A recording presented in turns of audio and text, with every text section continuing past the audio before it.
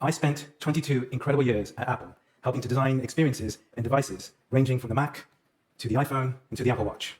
And as the power of compute increased, the size of our computers or our devices decreased. The desktop paved the way for extraordinary interconnectedness, but it was stuck to your desk. The laptop provided portability, but you still had to be sitting down to use it. And the smartphone evolved us into the modern connected humans we are, providing millions the ability to access the internet from our pockets. And the smartwatch was a window to that phone, a companion device with a whole host of health insights, all shrunk down to your wrist. But what comes next? Some believe AR/VR glasses like these are the answer, but they merely move the screens we already have in our lives today to being just millimeters away from our eyeballs, a further barrier between you and the world. And the future is not on your face. In fact, in 2017, the legendary tech journalist Walt Mossberg wrote in his final column that he felt that soon, one day, technology would become invisible, and that the computer would disappear. And we agree. Sorry, this is my wife. I'm gonna have to get this. Hello? Hey, Dad. Hey, Bethany, how's it going? Good, are you Ted? Yeah, I'm on the red circle right now, actually. Oh, great. Good luck, and don't forget to mention me. I won't, babe. Thank you. Love you. Love you too. Bye. Bye. It's gonna get different in a minute. So my wife, Bethany, and our entire company, Humane, have been working to answer the question of what comes next. And you may ask yourself, why? Why would anybody do this? It's because we love building technology that genuinely makes people's lives better. And we believed that artificial intelligence, or AI, would be the driving force behind the next leap in device design. And there is an incredible amount of stuff that's happening in this space, huge advancements. And even Bill Gates has said of OpenAI's GPT that it's only the second most revolutionary technology demonstration that he's seen in his entire lifetime. But what do we do with all these incredible developments? And how do we actually harness these to genuinely make our life better? If we get this right, AI will unlock a world of possibility for all of us. And today, I want to share with you what we think is a solution to that end. And it's the first time we're doing so openly. It's a new kind of wearable device and platform that's built entirely from the ground up for artificial intelligence. And it's completely standalone. You don't need a smartphone or any other device to pair with it. In fact, I'm wearing one right now. And it interacts with the world the way you interact with the world, hearing what you hear, seeing what you see, while being privacy first and safe, and completely fading into the background of your life. We like to say that the experience is screenless, seamless, and sensing, allowing you to access the power of compute while remaining present in your surroundings, fixing a balance that's felt out of place for some time now. And I can't wait to share more details about what we've built, and I will in the next few months, but today I want to talk to you about what it unlocks, and what it means to be able to take AI with you everywhere, and what happens when technology increasingly disappears. Technology becoming invisible affords us new opportunities of how we interact with compute. We've become so accustomed to tapping on an app or moving a cursor with a mouse that it feels second nature. But that's by design. When I was working on the iPhone, I used to test interactions like slide to unlock with my infant daughter. She was the best possible focus group. She's 16 now, and she's got a lot more ideas than she did back then. This also, by the way, is the only non-AI generated image that you'll see from me today. And as I look at it now, I see more than ever why a future driven by AI is far better than a future that would involve more screens. Like this. He's cute though. But for the human-technology relationship to actually evolve beyond screens, we need something radically different. Let me show you. Where can I find a gift for my wife before I have to leave tomorrow? Vancouver's Granville Island is a lively shopping district. That's an incredibly simple response for a very complex query. How often do we find ourselves in a new city, wrestling with our phones, trying not to bump into people, trying to figure out where we're going and where we're supposed to be?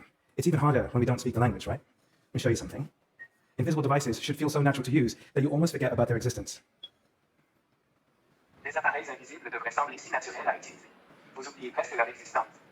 You'll note that's me and my voice speaking fluent French, using an AI speech model that's part of my own AI. This is not a deep fake. In fact, it's deeply profound.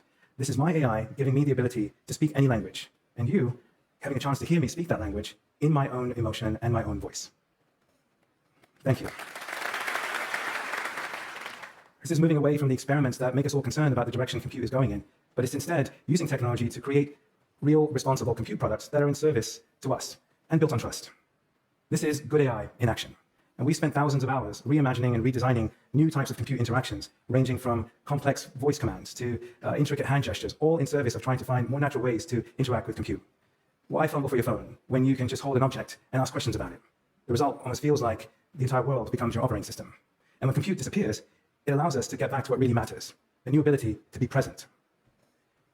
Like riding a bicycle in the park and just ripping through emails, or going to a concert without having to hold up your phone to capture it, or experiencing your toddler's first steps without a screen between you and your child. In the future, technology will be both ambient and contextual. And this means harnessing AI to really understand you and your surroundings, in order to achieve the best results. Imagine this. You've been in meetings all day and you just want a summary of what you've missed. Catch me up. Patrick is coming to tomorrow's design meeting. Bethany wants to move next week's dinner, and Oliver is asking about soccer this weekend.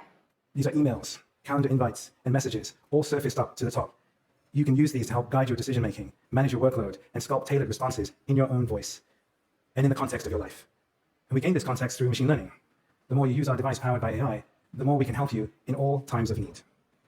Your AI effectively becomes an ever-evolving, personalized form of memory, and we think that's amazing. In fact, let's say you're health conscious, or you have certain types of food considerations. Let me just show you. Picked up one of these chocolates. Used to eat a ton of these when I was a kid. Can I eat this? A milky bar contains cocoa butter. Given your intolerance, you may want to avoid it. So I can't eat these anymore. But what's cool is my AI knows what's best for me. I'm in total control. I'm going to eat it anyway. Enjoy it. Your AI figures out exactly what you need. And by the way, I love that there's no judgment. I think it's amazing to be able to live freely. Your AI figures out what you need at the speed of thought, a sense that will ever be evolving as technology improves too. And these examples are just the start. As AI advances, we will see how it will transform nearly every aspect of our lives in ways that will seem unimaginable right now. In fact, Sam Altman from OpenAI feels the way we do, and that AI is grossly underestimated, and I'll add, so long as we get it right. We really believe that we're only beginning to scratch the surface of what's possible. Embed advancements of AI like in a device that's actually built to disappear and allow experiences to come forward, and we open up entirely new possible ways of how you interact with technology and how you interact with the world around you. More humane, intuitive interactions that are screenless, seamless, and sensing. This is so much more than devices just getting smaller or more powerful. This is the possibility of reimagining the human-technology relationship as we know it. And that's what's so exciting. It's a huge challenge, no doubt, but it's the world that we want to live in. One where technology not only helps you get back into the world, but enhances our ability to do so. It's within reach, and you saw some of it today. The future will not be held in your hand, and it won't be on your face either. The future of technology might almost be invisible. Thank you.